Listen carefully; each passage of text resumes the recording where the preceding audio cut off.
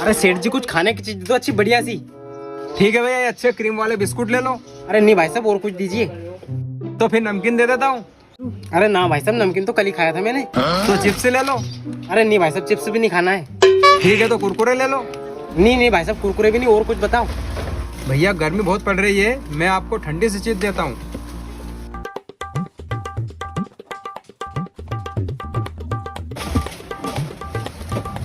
ये पीजिए Thums up, बहुत ठंडी है।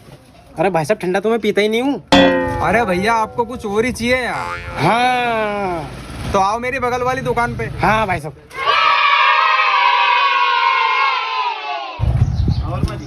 बैठिए भाई साहब। आज कुछ अच्छे खा के जाऊंगा, सुबह से इच्छा हो रही थी खाने की।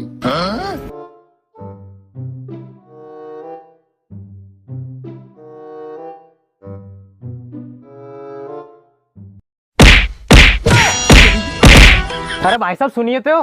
अरे सेठ जी ये तो मैं रोज ही खाता हूँ यार। दोस्तों अगर आपको ये वीडियो पसंद आए तो वीडियो को लाइक करें, सब्सक्राइब करें और इस घंटे को बजाय ऑल प्रेस करें हमारी वीडियो सबसे पहले देखने के लिए।